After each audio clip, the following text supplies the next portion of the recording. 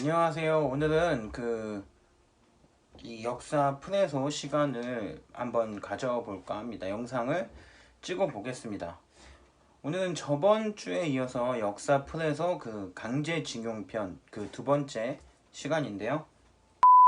오늘 말씀드릴 주제는 몇 해 전에 영화로도 제작되어서 굉장히 사람들에게 관심을 많이 끌었던, 또 역사저널 그날이나 뭐 이런 무한도전의 배달의 무도에서도 나왔기 때문에 굉장히 관심을 끌었던 바로 하시마, 일명 군함도에 대해서 한번 이야기해 보려고 합니다. 이 군함도는 일명 지옥섬으로 이야기가 많이 되곤 했습니다.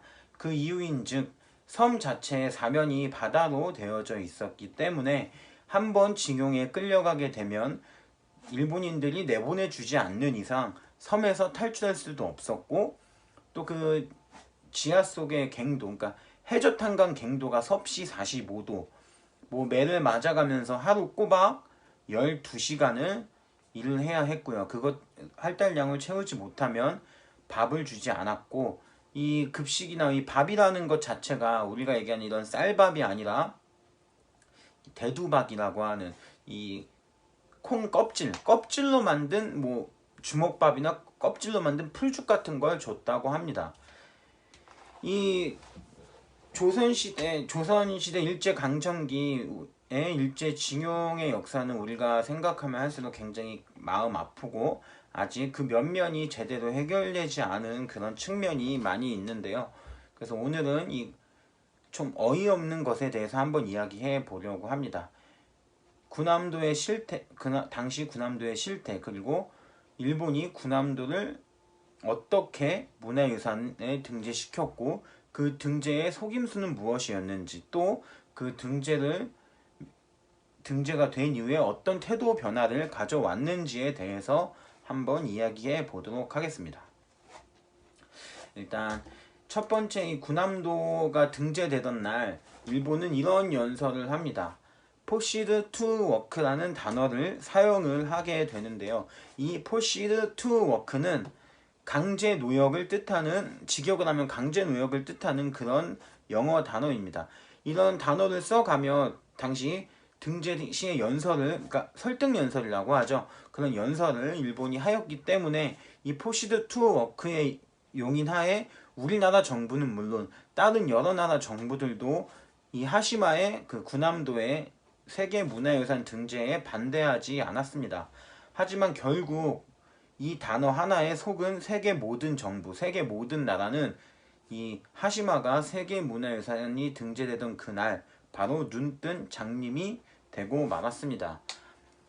이 포시드 투 워크는 이견 없이 강제 노역, 그러니까 강제 징용을 뜻한다고 여러 단체, 여러 그런 영어를 하시는 분들이나 외국 정부에서도 다 인정을 하고 있습니다. 하지만 일본만 그 뒤에 태도를 바꾸게 되는데요.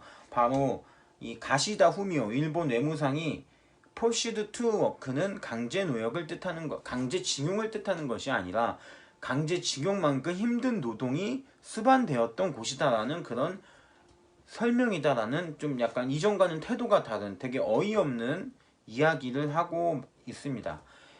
그래서 이 정부는 이 다음에 이의제기 신청을 하면서 하시마에 강제 징용되었던 수치, 뭐 여러 가지나 하시마에 강제 징용으로 끌려갔던 조선인들에 대한 이야기를 하기 시작합니다. 그런데 일본은 여기서 또 굉장히 웃긴 얘기를 하고 있습니다. 일본이 하시마를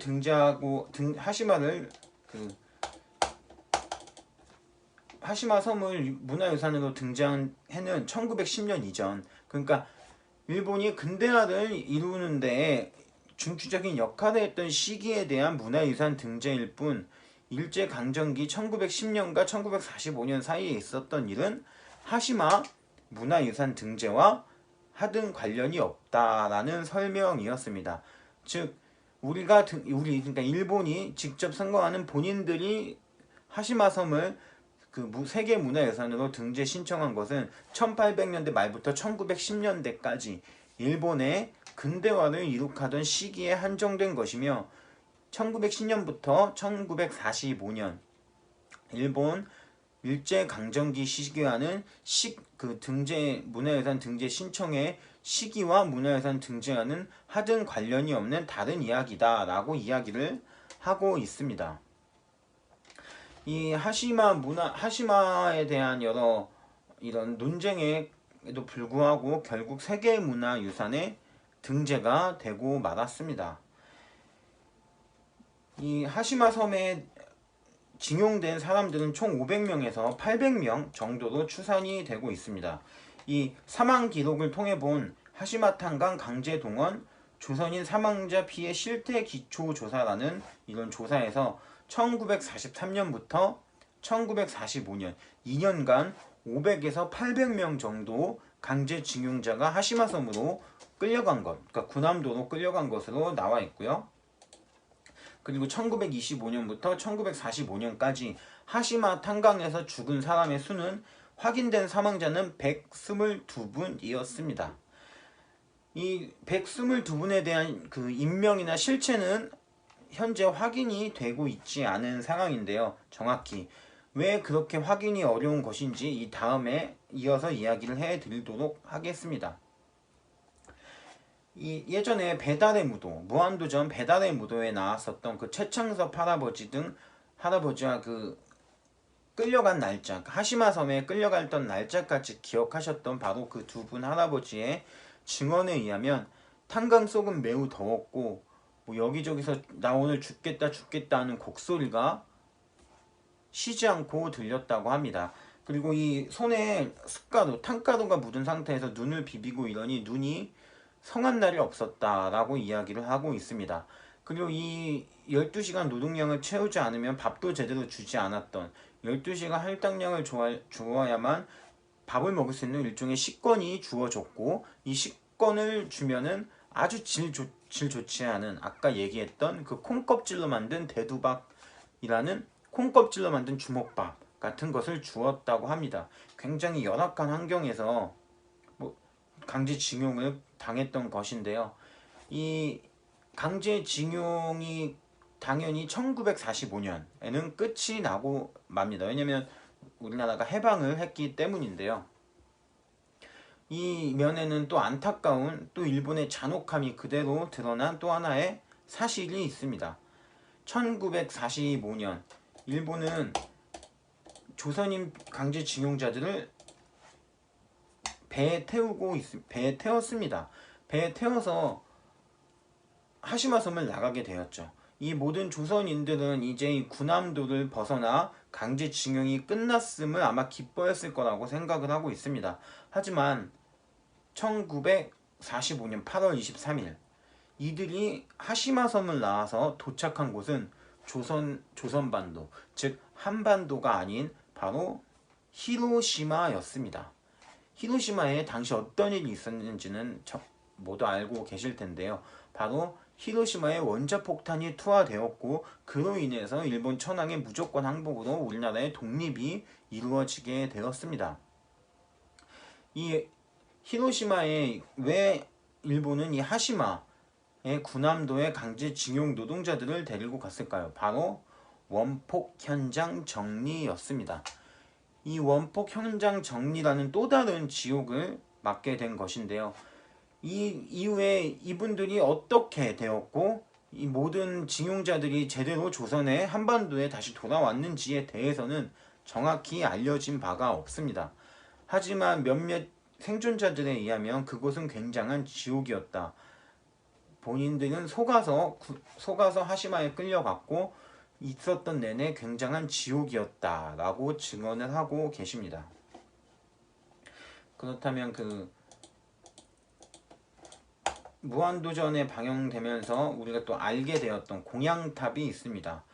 이 공양탑은 나가사키시가 있는 한 섬에, 그러니까 군함도가 폐쇄되고 나서 인근 주변에 있는 섬으로 옮겨져서 한때 공양탑이 세워지기도 했습니다. 초기 공양탑에는 사망자 122분의 인명과 원인 이런 것이 적혀져 있었다고 합니다. 그런데 어느 날 이 공양탑을 주변 섬으로 옮기게 되면서 그 명패와 원인 등을 전부 다 소각시켰다고 합니다. 그렇기 때문에 이곳에 묻혀져 있는 122분의 인원은 확인이 되지만 그 한 사람 한 사람의 인명 또 원인에 대해서는 정확히 밝혀진 바가 없습니다. 정확히 어떤 식으로 어떻게 뭐 때문에 돌아가셨는지에 대해서는 정확히 알 길이 없지만 분명한 것은 하시마 탄광섬의 강제징용의 피해가 그 원인이라는 것은 누구보다도 우리가 또 일본도 잘 알 거라고 생각을 하고 있습니다. 그래서 당시 그 무한도전에 배달의 무도에 함께했던 이화여대 서경덕 교수는 그 공양탑으로 가는 길이 굉장히 험하고 사람들이 알아볼 수 없자 직접 가서 공양탑 가는 길을 정리를 하게 됩니다.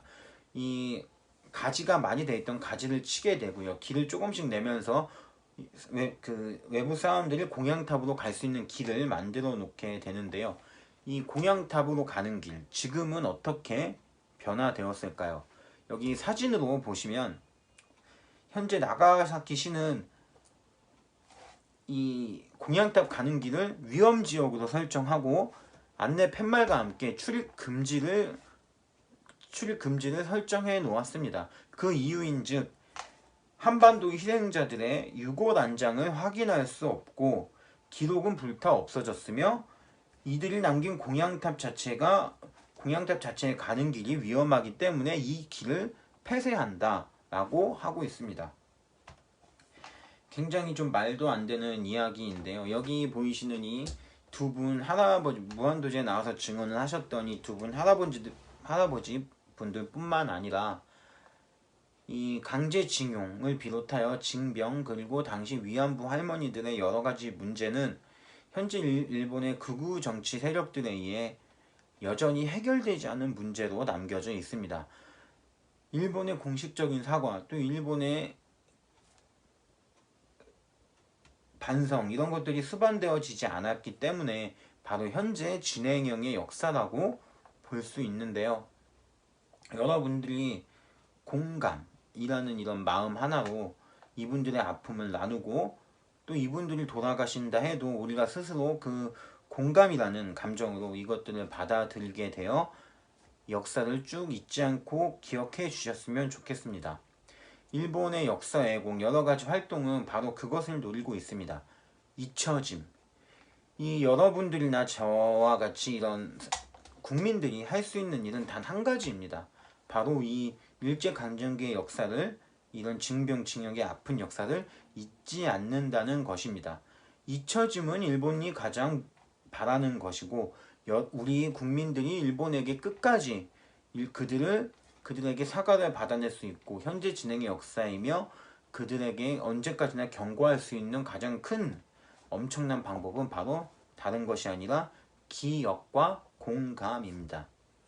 여러분들이 그 시대를 살지 않았다고 해서 느껴지지 않는 고통이 아니라 이런 사건도 있었다는 기억 하나만으로 또 이것을 공감하는 그 감정으로 쭉 이어간다면 언젠가는 그 아픈 역사지만 다시 되풀이되지 않는 역사가 될 것이고 또 일본 정부의 공식적인 사과나 원만한 해결로 가는 길이라고 생각하고 있습니다.